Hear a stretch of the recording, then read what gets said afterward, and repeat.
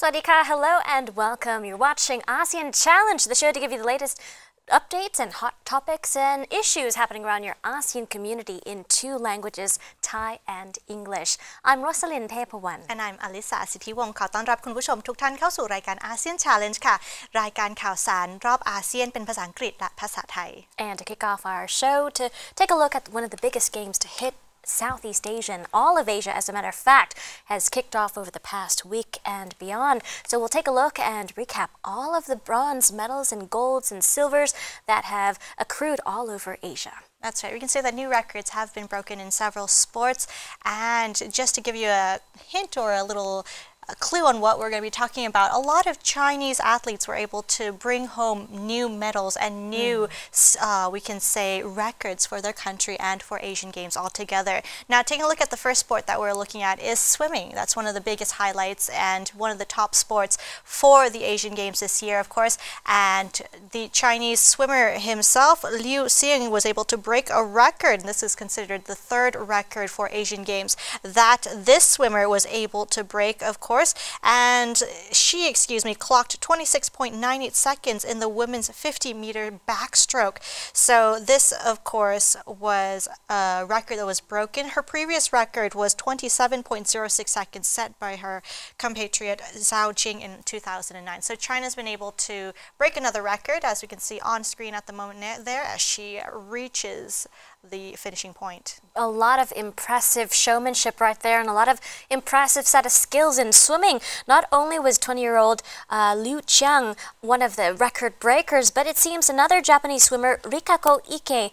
grabbed her fourth gold of the meet with victory in the women's 100-meter butterfly as well. Beautiful swimming stroke, showing a lot of skill right there. One of the most difficult strokes in swimming, I'd have to say. But followed by her, China's Zhang Yufei also took the silver for her first individual medal at the Games as well, while An Se-young from South Korea won the bronze. So a lot of medals being brought home from China and South Korea as well as Japan.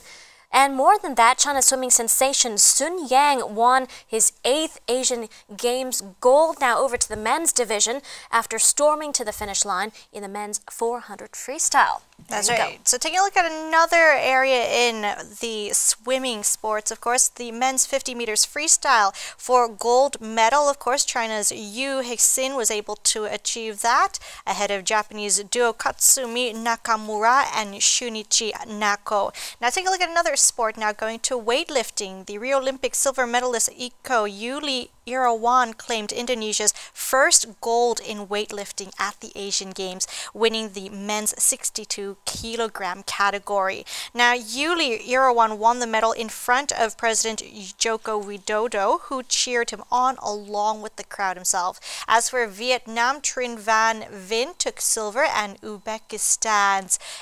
for the name read, Ahmadjon was able to receive bronze. There you go. Hats off to all the winners and medal takers right there. Over to South Korea's Taekwondo now. Fighter Lee Ah-ryum had failed to defend her title after she was beaten 6-5 though by China's Luo Zhongqi in the 57th category final. So a little bit of a challenge right there on her part. But over to the Philippines, Pauline Lopez and Wipawan Siripan Pumsak of Thailand took the bronze. So a tough competition right there too in the Taekwondo division. But China extended their unbeaten run now to 13 matches in women's water polo now at the Asian Games as they clinched their third consecutive gold medal. Hats off to them. They were crowned champions after a 16-3 victory over Hong Kong. Taking a look at another sport now, going on to fencing. Chinese fencer Huang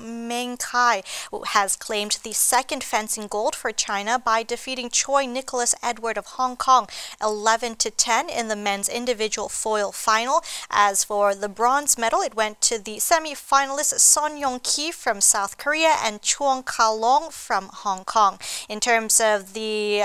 women's division for fencing, Quyen Jia Rui won China's first fencing gold in the women's individual sabre on Sunday. And in terms of shooting, Indian Sarbo,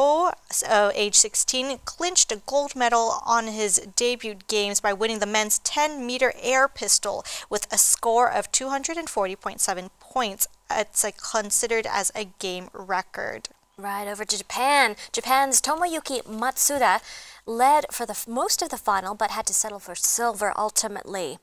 And another Indian, meanwhile, Abhishek Verma, took the bronze in the same category. China got off to a winning start Tuesday, cinching 2 gold medals in wushu. And teenager Wu Jiahua won the men's Daoshu and Gunshu all-around competition, while Guo Menjiao won the women's Jiangchu and Jiangshu all-round events. So congratulations to all the medal winners. ใช่แล้วค่ะในอาเซียนอาราในสัปดาห์นี้นะคะเราจะมาดูสถิติของนักกีฬาหลายๆประเทศเลยทีเดียวกับหลายๆกีฬาที่ได้ครองแชมป์กลับบ้านไปนะคะในช่วงเอเชียนเกมส์ที่ผ่านมาค่ะเริ่มกันที่กีฬาว่ายน้ำกันค่ะที่ประเทศจีนเนี่ยสามารถรับแชมป์กลับเป็นครั้งที่3นั่นเองนะคะในรอบนี้ก็นักกีฬาลิวเซียงนั่นเองนะคะในเอเชียนเกมส์ก็สามารถคว้าสถิติได้ด้วยคะแนน 26.98 วินาทีในการตีกันเชียงหญิง50 เมตรนะคะโดยเช่าจิงในปี 2009 ได้ทำลายสถิติบันทึก 27.06 วินาทีก่อนหน้านี้นั่นเองค่ะค่ะว่ายน้ำที่ญี่ปุ่นนะคะริคาโกะอิเคก็คว้าเหรียญทองที่4ของเธอพบกับชัยชนะในการแข่งขันที่ผีเสื้อหญิง100 เมตรค่ะค่ะมาดูกันในส่วนของการว่ายน้ำของการชิงทอง50 ฟุตประเภทชายกันบ้างนะคะประเทศจีนก็สามารถคว้าแชมป์กลับไปเช่นเดียวกันนะคะกับนักกีฬาที่มีชื่อว่ายูเฮซิงนั่นเองค่ะในส่วนของกีฬาขออภัยค่ะในส่วนของการยกน้ำหนักนั่นเองนะคะเปลี่ยนมาที่ยกน้ำหนักกันบ้างนะคะของเอโกะยูริอิราวันนะคะก็ถือว่าเป็นเหรียญทองแรกของอินโดนีเซียที่ได้คว้าไปยกไปในประเภทชาย62 กิโลกรัมค่ะค่ะก็มาดูที่เวียดนามด้วยนะคะทางเวียดนามของทรินวันวินก็เอาเงินแล้วก็อุซเบกิสถานนะคะอาจามอนเออร์กาเชฟนะคะก็ทองสมฤทธิ์เช่นกันค่ะก็ยินดีด้วยค่ะค่ะอีกหนึ่งกีฬาที่เรามาดูกันบ้างก็คือด้านเทควันโดนะคะอย่างที่เราทราบกันว่าเทควันโดเนี่ยอาจจะเป็นกีฬาที่โด่งดังในเกาหลีใต้นะคะแต่ว่าในการแข่งขันเอเชียนเกมส์ในครั้งนี้ค่ะนักกีฬาของเกาหลีใต้ลีอาเรมนะคะก็ล้มเหลวในการปกป้องตำแหน่งของเธอไปหลังจากที่เธอถูกจีนเหลาซงชีนะคะพ่ายแพ้ไปในคะแนน 6-5 คะแนนในประเภทสุดท้าย57 กิโลกรัมค่ะแต่สำหรับพอลลีนโลเปสนะคะแห่งฟิลิปปินส์และนายวีระภาวันนะคะกับสิริพรประโคนก็ได้รับเหรียญทองแดงด้วยทั้ง2คู่เลยค่ะค่ะเราก็จะเห็นได้ว่าประเทศจีนเนี่ยถือว่าได้คว้าชัยชนะไปในหลายๆกีฬาเลยในการแข่งขันเอเชียนเกมส์ในครั้งนี้นะคะเราก็ต้องดูกันซิว่าก็การแข่งขันก็จะจบวันนี้พอดีนะคะก็ต้องมาดูกันซิว่าประเทศไหนจะสามารถคว้าได้อีกบ้างไหมคะหรือว่าอันนี้ก็จะเป็นหรือว่าคะแนนโดยรวมจะเป็นอย่างไรกันบ้างก็ติดตามกันดูได้นะคะใช่แล้วค่ะเป็นการแข่งขันที่น่าตื่นเต้นนะคะสำหรับคนทั่วประเทศเอเชียได้จับตาดูว่าจะเชียร์ใครบ้างแล้วก็ดูต่อไปนะคะว่าจะมีใครได้เป็นซูเปอร์สตาร์ของเอเชียนเกมต่อไปค่ะ With that said, we'll take a short break and we'll be back soon.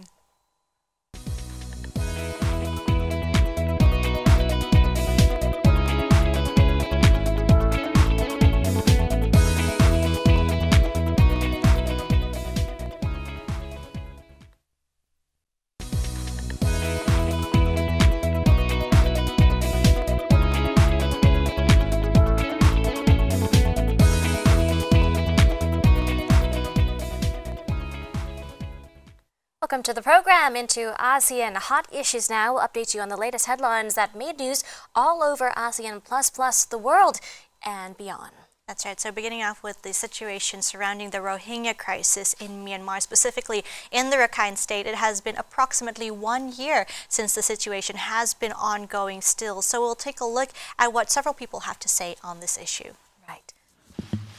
The fact-finding mission has concluded on reasonable grounds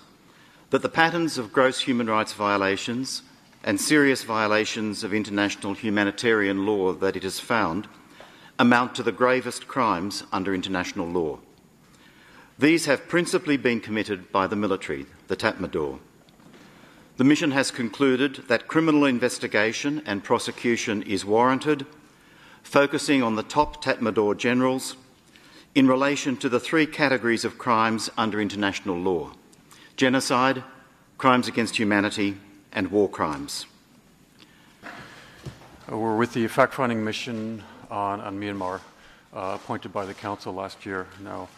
The way in which sexual violence has been taking place in Myanmar is particularly brutal, and take it from a former special rapporteur on violence against women.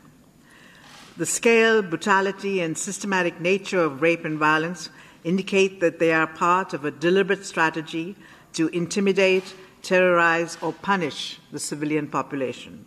They are used as a tactic of war. The acts we found include rape, gang rape, sexual slavery, forced nudity, and mutilations. Similar patterns of sexual violence have been reported in Myanmar for at least 3 decades. During the clearance operations of 2017 in Rakhine, victims of sexual violence were subsequently often killed. Online, the embargo has been lifted.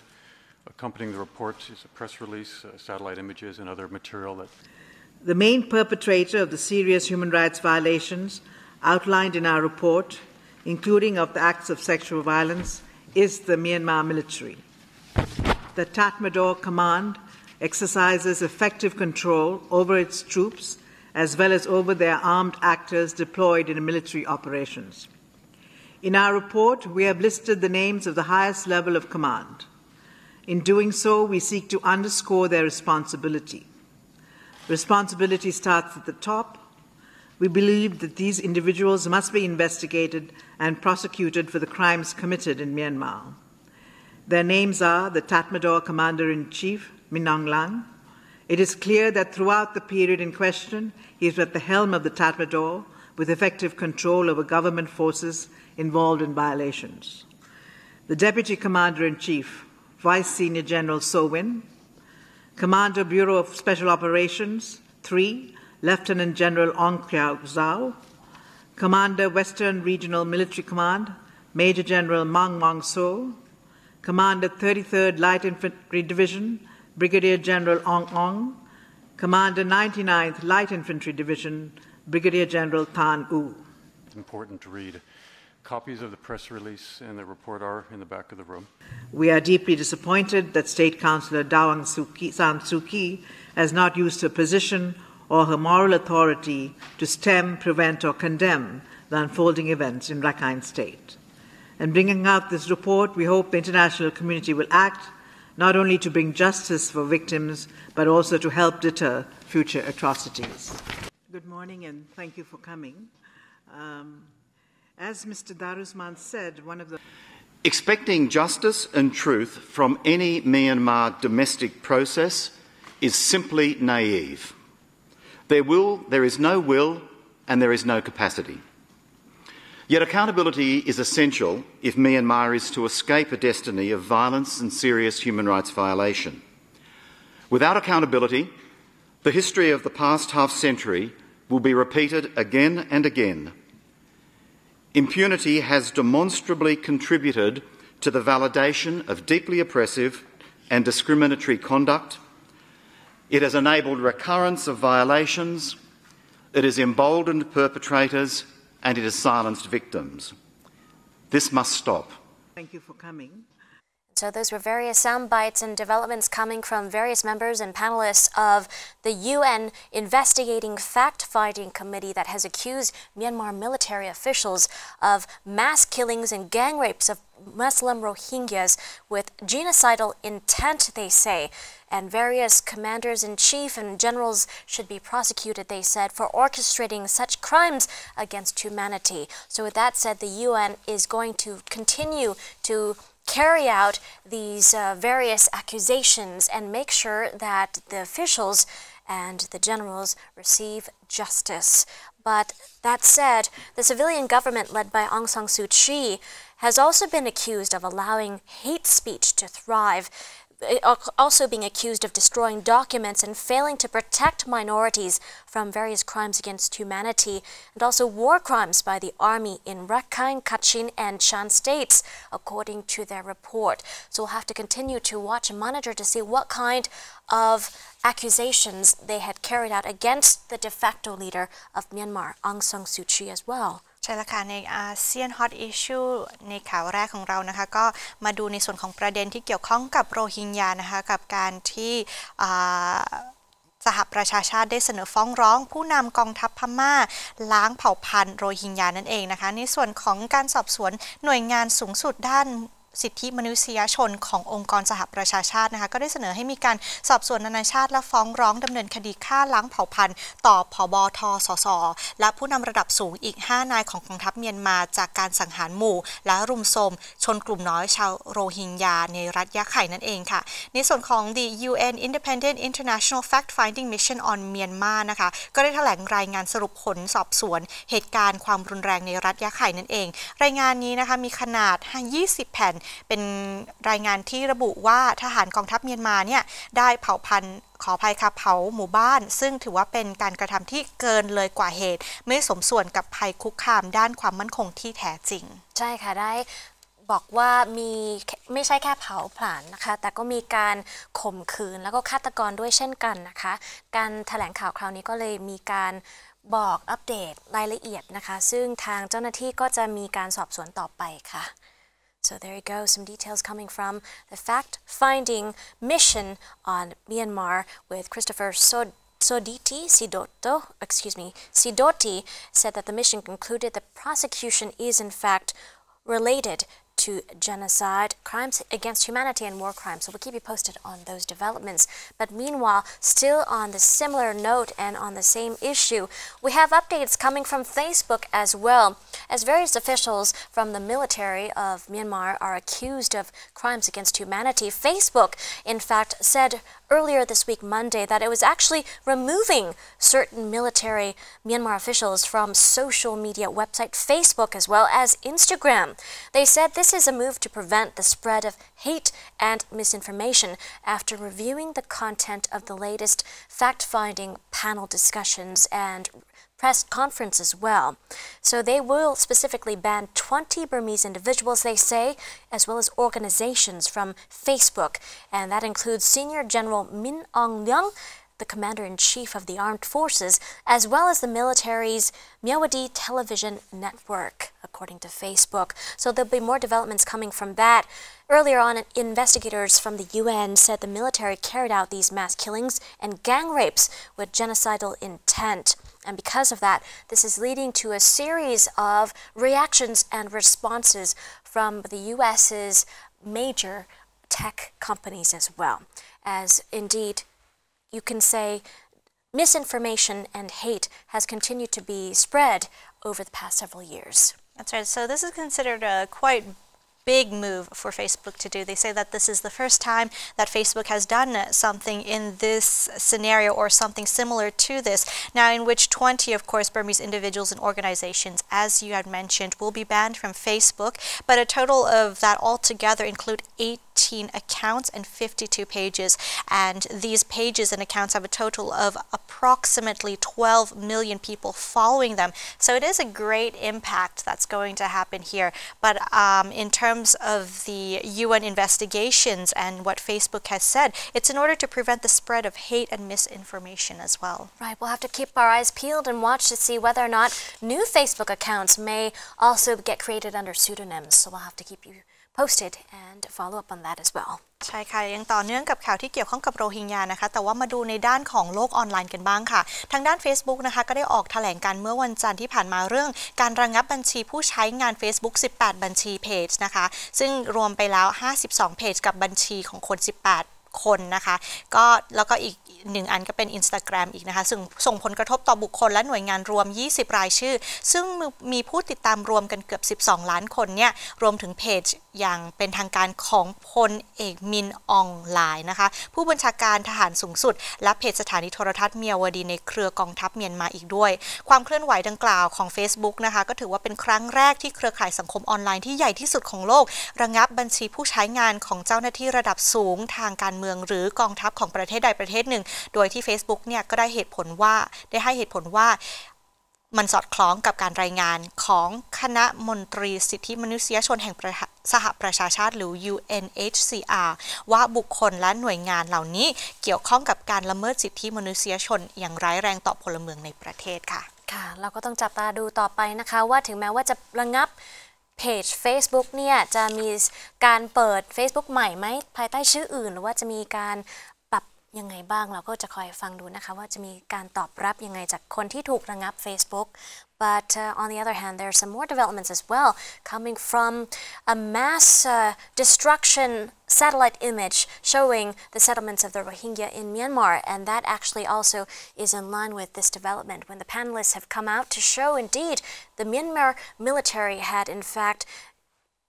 engaged in such crimes against humanity. Satellite images showing this particular destruction supports that finding. The Myanmar military had carried out mass killings and gang rapes of Muslim Rohingya with genocidal intent, according to the UN. They used these satellite images to support their findings. Members of this independent international fact-finding commission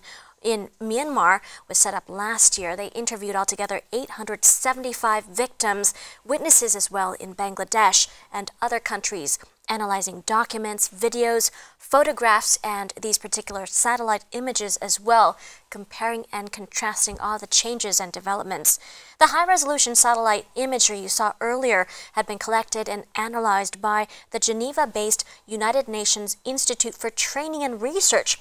which showed visible destruction through burning houses, other structures, as well as vegetation between August 2017 and March 2018. That's right. So it's been approximately a year since the situation surrounding the Rohingya Muslim and the crackdown occurred, and in which in 2017 the government troops led a brutal crackdown in the Rakhine state in response to attacks by the Arakan Rohingya Army or ARSA on 30 Myanmar police posts and military base. So at the moment now some 700,000 Rohingyas fled the crackdown, and most of them are trying to survive in camps in neighboring Bangladesh. So as we can see at the moment on screen in the footage there is the high-resolution satellites, and in which were collected as part of the fact-finding mission on Myanmar. Right, indeed. So we'll have to keep you posted on the situation as well. มาดูกันที่ข่าว3นะคะยังเกี่ยวข้องกับข่าวที่เกี่ยวข้องกับโรฮิงญากันนะคะก็อย่างที่เรารู้กันว่าทาง UN นะคะก็ได้มีการสืบสวนเกี่ยวกับคดีที่เกี่ยวข้องกับโรฮิงญานะคะก็ทางสมาชิกขององค์กรอิสระระหว่างประเทศเพื่อการค้นคว้าเกี่ยวกับพม่านะคะก็ตั้งขึ้นเมื่อปีที่แล้วนะคะก็ได้ไปสัมภาษณ์เหยื่อแล้วก็พยานในบังกลาเทศและประเทศอื่นๆรวม875คนรวมไปถึงการวิเคราะห์เอกสารวิดีโอภาพถ่ายแล้วก็ภาพจากดาวเทียมอีกด้วยอีกหนึ่งอย่างที่เป็นหลักฐานที่เขาได้มาก็คือภาพจากดาวเทียมนั่นเองภาพดาวเทียมความละเอียดสูงที่เก็บรวบรวมและวิเคราะห์โดยสถาบันเจนีวาแห่งสหประชาชาติเพื่อการฝึกอบรมและการวิจัยหรือว่า UNITAR นะคะก็ได้แสดงให้เห็นถึงการทำลายล้างที่มองเห็นได้จากการเผาไหม้บ้านโครงสร้างอื่นๆและพืชพันธุ์ต่างๆนะคะระหว่างเดือนสิงหาคมพศ2560ถึงเดือนมีนาคมพศ2561นั่นเองค่ะใช่แล้วค่ะเราก็จะคอยจับตาดูนะคะว่าจะมีหลักฐานอะไรเพิ่มเติมจากการสอบสวนแล้วก็ค้นคว้าจากกลุ่มนี้นะคะซึ่งก็จะคอยมีหลักฐานออกมาเรื่อยๆค่ะเราก็จะคอยอัปเดตนะคะตามข่าวสาร but in the meantime on a lighter note now we turn to some other updates and developments for those who love dragon boat racing. Well, the United Korea won the gold now in dragon boat racing. Now to update a bit more with the Asian Games situation. Now the unified Korea team sealed their first gold this time. Their gold medal in the multi-sport event earlier on Sunday with the 26th with their various canoeists winning the women's 500-meter dragon race. So congratulations to everyone on the team and Korea. The team won the bronze bronze medal in the women's 200-meter race on Saturday. Meanwhile, in other highlights of the Asian Game developments here, from day 9 and onward of the Games, Indonesia had surpassed their previous gold medal tally, now dating back to the 1962 Jakarta Games by winning their 12th gold. So hats off to that team as well in this Asian Game 2008, very intense competition. That's right. So in this Asian Games, of course, seeing a unified Korea being able to win together was something very warming and heartful indeed. And after they won, they gathered together to sing Arirang, which is considered as like a national or a traditional song of Korea. They hugged and held hands and cheered in tears as well. So it's a very, we can say, very happy event in the Asian Games, something in order to, we can say, mark history about the winnings of the unified Korea. Now, in other sports, as you mentioned, of course, in that day, there were lots of sports being played and lots of other medals being won in the racetracks and jet ski, as we previously saw. We were able to see China win some prizes in the Asian Games, Qatar as well, and Japan was able to win some medals back home. In another event in Bahrain's gold for finishing in the 11.30 second of the women's event, as we're probably seeing at the moment now, while another one was the 400 meter for Qatar in the first gold medal for these games as well. So a lot of gold and a lot of medals, of course, are being taken home in this Asian Games competition. Right, very exciting times for Asia and beyond, with very many countries coming together, joining hands, cooperating in such important games as this. ใช่แล้วค่ะมาดูกันในส่วนของข่าวที่อาจจะดูเบาขึ้นมาอีกหน่อยนะคะเราผ่านข่าวที่เกี่ยวข้องกับโรฮิงญามาพอสมควรแล้วมาดูกันที่เอเชียนเกมส์กันบ้างนะคะทีมรวมชาติเกาหลีนั่นเองค่ะก็รวมทั้งเกาหลีใต้และเกาหลีเหนือก็ผนึกกำลังกันเพื่อคว้าเหรียญทองแดงเอเชียนเกมส์ครั้งที่18เมื่อที่เมืองปาเลมบังนะคะก็ถือว่าเป็นการแข่งขันเรือพายประเพณีหญิง200เมตรที่ถือว่าประสบความสำเร็จของประเทศรวมชาติเกาหลีนั่นเองนะคะแล้วก็เหรียญทองก็ได้ไปจากประเทศจีนในส่วนของเหรียญเงินก็เป็นของอินโดนีเซียเจ้าภาพนะคะหลังจากที่การแข่งขันจบลงแล้วทั้งนักกีฬาทั้ง2ชาติเกาหลีเนี่ยค่ะก็ได้ร่วมกันร้องเพลงอารีรังนะคะก็ถือว่าเป็นเพลงพื้นเมืองของเกาหลีแล้วก็กอดกันแล้วก็ร่ำไห้กันก็เป็นประสบการณ์หรือว่าเป็นภาพที่สวยงามใช่ค่ะไม่ใช่แค่ทีมเรือพายเนี่ยนะคะก็เป็นกีฬาที่สำคัญมากๆเพราะว่าทุกคนเนี่ยจะต้องผนึกกำลังกันนะจะต้องพายเรือแบบเป็นหนึ่งเดียวกันเลยนะคะเขาก็เลือกกีฬาที่ค่อนข้างทั้งสวยงามแล้วก็ทั้งเป็นทีมเลยทีเดียวค่ะ So with that said, congratulations to the winners and some phenomenal teamwork right there between North Korea and South Korea. On another note here, on a sadder note this time, over in Vietnam, a tribute was offered for Senator McCain, John McCain, at the Vietnam war crash site after he had passed away earlier this week, succumbing to brain cancer after being taken off of the various wires and cables. That's right. So for as McCain himself, he was a U.S. Senator who ran unsuccessfully for president as a self-styled maverick Republican in 2008 and then became a prominent critic of President Donald Trump. So he passed away sadly on Saturday, right when he was at the age of 81. So just after turning 81, he passed away in that situation. So he was a naval aviator and which was flying in one of the 10 planes that were shot down by the North Vietnamese military on the same day, according to the inscription on the statue, which McCain himself visited on a return to Vietnam in 2009. Right, he was dragged out of Truc Bac Lake and spent the next 5.5 years as a high-profile prisoner of war there in Hoa Lo prison. It's the infamous Hanoi Hilton, as it's called, where he said he and others were actually tortured. But Vietnam says the American prisoners were treated well. But meanwhile, with that said, a tribute had been given to Senator McCain from all of Vietnam, and also just consolation as well to his family and friends. แล้วการมาดูกันอีกหนึ่งข่าวนะคะในส่วนของนายจอห์นแมคเคนนะคะวุฒิสมาชิกสายเหี่ยวชื่อดังของสหรัฐนะคะก็ได้จากภ ขออภัยค่ะได้เสียชีวิตไปแล้วนะคะขณะมีอายุได้81ปีหลังล้มป่วยด้วยมะเร็งสมองชนิดร้ายแรงนั่นเองค่ะสำหรับการถึงแก่กรรมของแมคเคนนั้นเกิดขึ้นเพียงไม่กี่วันก่อนที่เจ้าตัวจะมีอายุครบ82ปีนะคะในส่วนของชาวอเมริกันก็ได้วางช่อดอกไม้ไว้อาลัยในส่วนของจอห์นแมคเคนที่อนุสาวรีย์สงครามในเวียดนามค่ะใช่ละค่ะทางสถานทูตด้วยนะคะก็จะมีการจัดสร้างเป็น fellowship นะคะเขียนว่า McCain Carey Fellowship ซึ่งจะช่วยชาวเวียดนามที่ตั้งใจจะศึกษาการศึกษา public service ในอนาคตนะคะซึ่งก็จะระลึกถึงจอห์น McCain เช่นกันค่ะ so condolences to John McCain's family and friends and the US who supports him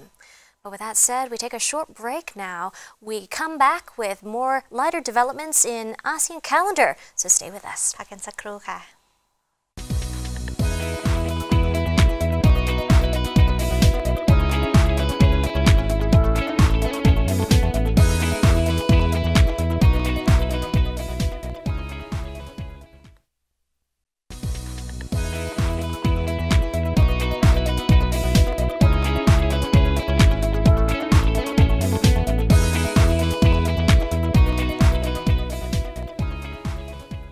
Welcome back into ASEAN calendar. This time we'll list out very important events coming up around your ASEAN bloc. ใช่แล้วค่ะกับเข้าสู่รายการ ASEAN Challenge ในช่วงนี้ ASEAN Calendar ค่ะไปติดตามกันค่ะ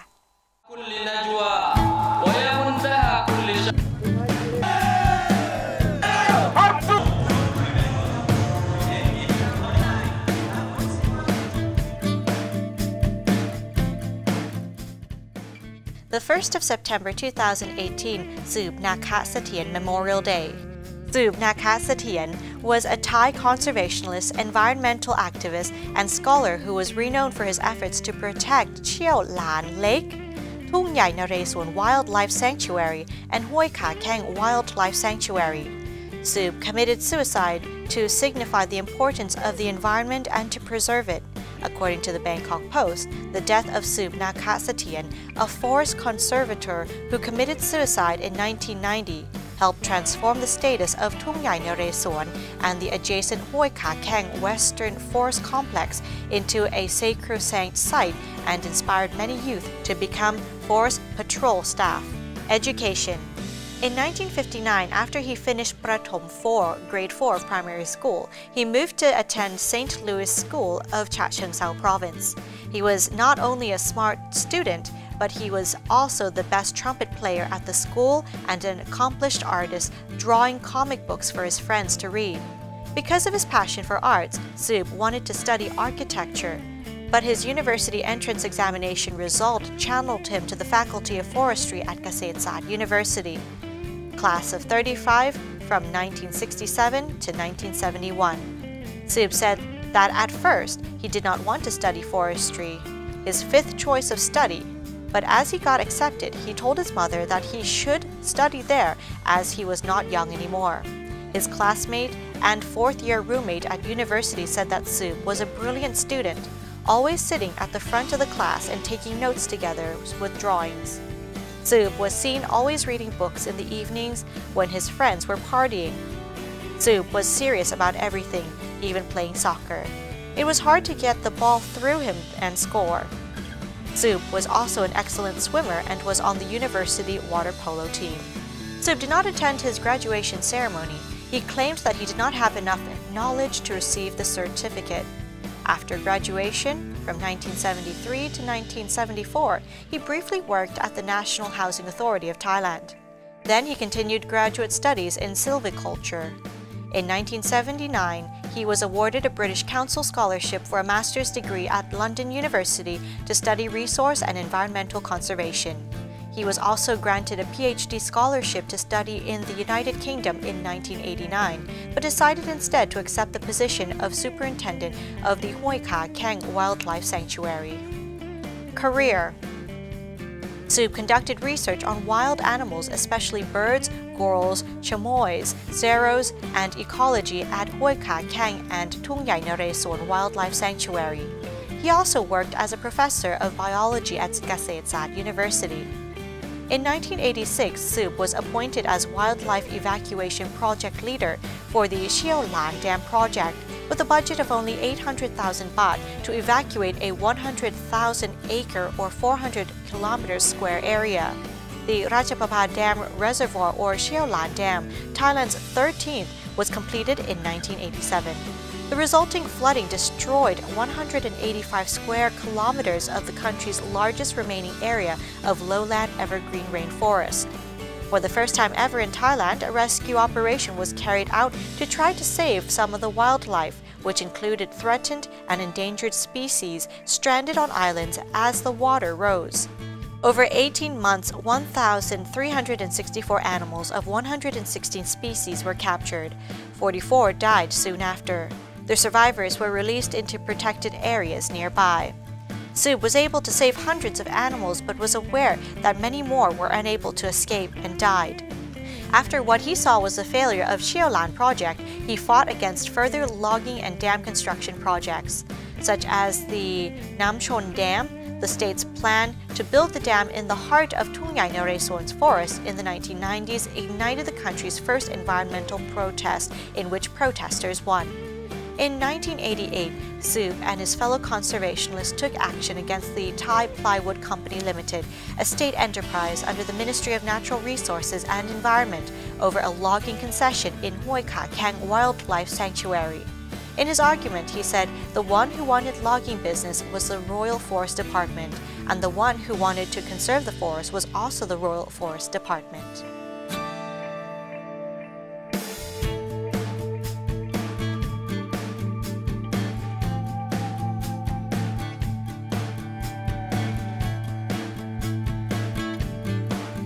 The 9th of September 2018, Agong's birthday.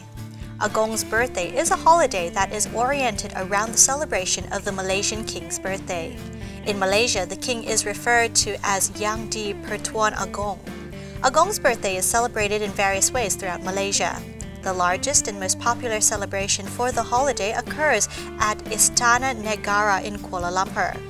At this impressive venue, a ceremony is held to honor the Agong and various honorable Malaysian citizens. This event is often regarded as Malaysia's grandest event of the year. This ceremony is very formal, so everyone in attendance wears their best outfits. During the ceremony, various medals and ribbons are awarded to people who have performed impressive deeds throughout the year. Malaysian citizens are commonly awarded for heroism and acts of extreme kindness. The ceremony is also attended by members of the royal family, government, and diplomatic corps. During the morning of Agong's birthday, the Malaysian king gives a speech to the people of Malaysia from the throne room of his palace. During this speech, the Agong usually addresses a variety of issues, including politics, global crises, and challenges that Malaysia faces. While the topics of this address are quite serious, the Agong usually presents them in a manner that is hopeful and optimistic. The Agong's address is televised in every major city and town throughout Malaysia. It is also broadcast on radio stations throughout the nation. Most Malaysian citizens make sure that they are near a television or radio when the Agong is giving his speech. One of the most important events that occurs during Agong's birthday is the Trooping and Colour Parade in Kuala Lumpur. Trooping the Colour is a massive military parade that takes place in Merdeka Square. The event is open to the public, but only honored citizens and members of the military can go near the parade field. During this event, every level of the Malaysian military honors the Agong. Bands, vehicles, aircraft, infantry, and officers all take part in this extravagant celebration. During the parade, the Agong is accompanied by the highest-ranking commanders of Malaysia's military forces. After the trooping of the colour ends, the Agong leads the nation in a few Islamic prayers. After the Trooping the Colour event, the Agong and honoured guests enjoy high tea and luncheon. This often occurs during the afternoon of Agong's birthday. This is a very large event that is often attended by over 3,000 people. Despite the number of people who attend, this luncheon is a very exclusive event. Agong's birthday is a Malaysian public holiday that allows Malaysian citizens to honor the Yang di Pertuan Agong. The 2nd to 3rd of September 2018, the National Day Vietnam. This Vietnamese public holiday is celebrated on the 2nd of September. If the holiday falls on a weekend, the following Monday may be observed as a public holiday. National Day marks Vietnam's declaration of independence from France. The history of Vietnamese National Day. In 1887, Vietnam became part of the French Indochina. During World War II, Vietnam was occupied by the Japanese. Following the end of the war on September 2, 1945, following the August Revolution, Ho Chi Minh proclaimed the establishment of the Democratic Republic of Vietnam, or North Vietnam. Despite the differences that grew between Vietnam and the United States, the Vietnamese Declaration of Independence itself drew heavily from the American version. In 1976, the two halves of Vietnam were finally united into one country, the Socialist Republic of Vietnam, but the 2nd of September remains the key date in Vietnam's road to independence. How is Vietnamese National Day celebrated? To celebrate Vietnamese National Day, there are speeches, parades, fireworks, and other festivities across the country, with a large march in Ba Dinh Square in Hanoi where the Declaration of Independence was made. This is a very patriotic holiday with the national flag of Vietnam displayed everywhere and large posters of Ho Chi Minh or Uncle Ho adorning city walls.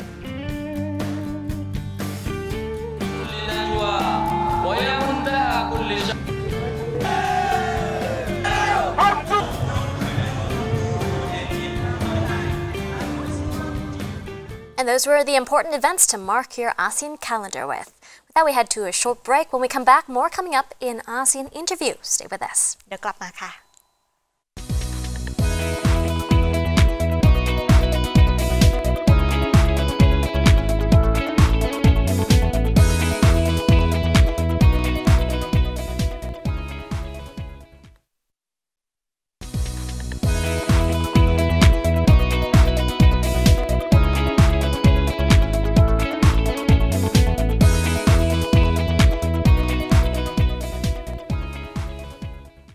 Welcome back. In the last part of the program, we'll take you to check out a new trend coming up in Indonesia called the esports trend, along with other up-and-coming activities like the Vespa. ใช่แล้วค่ะ ASEAN Interview ในสัปดาห์นี้นะคะจะพาคุณผู้ชมไปทำความรู้จักกับกีฬามันๆอย่าง e-sport นะคะหรืออีกหนึ่งกีฬาที่สนุกสนานที่มีชื่อว่า Vespa ที่อินโดนีเซียค่ะไปติดตามกันค่ะ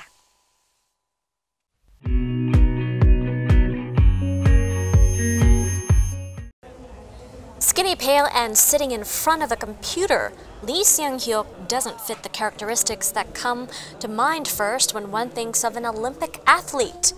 But that's exactly what he and his fellow professional esports gamers could be if demonstrations held at the ASEAN Games in Jakarta this week are a success. Esports will appear at a major multi-sport event for the first time on Sunday, August 26th. Raising the possibility of gamers earning the same Olympic gold medals as those won by Michael Phelps or Usain Bolt. 국제 대회를 나갈 때는 LOL 플레이어들만 거의 시청하는 그런 대회였는데 이번 아시안 게임 같은 경우에는 거의 LOL을 안 하더라도 뭔가 그냥 아시안 게임을 즐겨보는 사람이라면 다 볼 수 있기 때문에 좀 더 이제 많은 사람들이 지켜보기 때문에 부담이 어느 정도 있는 것 같아요. e스포츠는 스포츠와 다르게 육체적인 힘듦이나 그런 것들은 없는데 단지 좀 어쨌든 저는 e스포츠도 다른 스포츠와 마찬가지로 좀 정신적인 뭔가 좀 노력이나 그런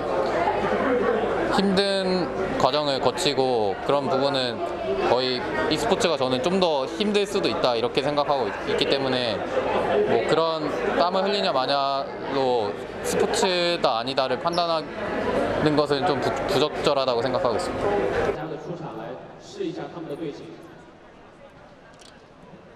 Doping, and we have to prevent e-doping. They could some people might, but how to take it through the Asian Games to a more mainstream main stage. I think that's a very important deal, and also a big step towards being accepted by society and also being accepted by the Olympic movement. But I hope what we're doing now is getting acceptance from the community. Of course, the red line is different for everyone. We are talking about an issue that is subjective. Everyone has a different view or different definition of violence. But I don't want to go into what is violence and what is not. This is a much longer debate. But I think we have to really be able to work together as a federation, as publishers, as gamers, as a community, to define this space and to move it forward. And I think Asian Game is the first step. For gamers like Lee, who goes by the online moniker Faker, this is a chance to show the world that they belong among the world's top athletes. 6 titles starting with Arena of Valor and including League of Legends, or LOL, and Pro Evolution Soccer, PES, will feature in what could be the first steps towards inclusion in the Olympic Games. Esports will be a full medal event at the 2022 Asian Games. Kenneth Falk, the president of the Asian Esports Federation, is bullish about the future of his sport, but it remains highly unlikely esports will feature at the Paris 2024 Olympics. And one of the key reasons could be the IOC's aversion to the violence that features in many of the world's top video games. According to Falk, he said the red line is different for everyone. And we're talking about an issue that's subjective, so we have to work together to define this space and move it forward. He says he thinks the Asian Games is the first step. In Jakarta, players from 18 nations will compete across 6 different games, including League of Legends, which is one of the most popular games in the world, with over 27 million players daily. Vespa extremists gather in their hundreds at festivals in Indonesia. A selection of otherwise tired vintage Vespas have been granted a new lease of life in Indonesia, where a festival earlier this month dedicated to the iconic Italian scooter drew hundreds of fans. Every year, Indonesians from teens and granddads to mechanics and students gather in eastern Java to celebrate their love of the iconic Italian Vespa scooter. For some, it's an extreme kind of love, where the vehicles are customized to resemble metallic monster bikes straight out of a Hollywood dystopia. Hundreds of enthusiasts travel to the festival in Kediri to show off their creations, ranging from restored vintage Vespas to Mad Max-style tanks fitted with fake machine guns, a dozen extra tires, or even a tree trunk. To enter into competitions at the festival, every customized vehicle must have a Vespa engine, and most contestants try to retain the brand's iconic fairing, the curved front of the scooter. But other embellishments are up to the owners and their budgets. While many can afford only scrap metal or reused material found at the junkyard, some others splash out. The 3-day festival, now in its 3rd year, is one of several held across the country. Highlights include a contest to pick the best-looking entry and dirt track races for the speedier bikes.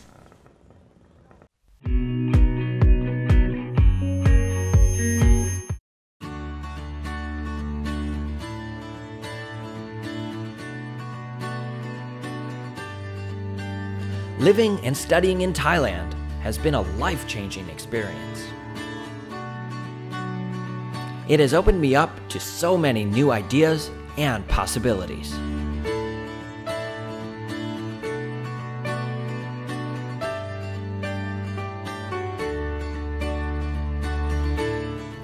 I have met so many friendly people and experienced an amazing culture. I've had the opportunity to explore my creative passions.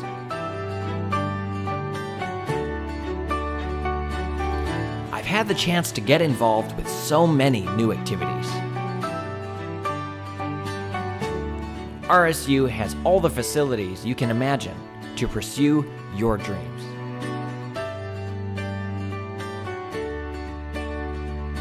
Rangsit University has given me the opportunity to live in Thailand and broaden my horizons. One world, endless opportunities. And that was some interesting information about esports and other interesting sports such as Vespa as well. With that said, we end the program here and we'll see you next week. As for now, สวัสดีค่ะ สวัสดีค่ะ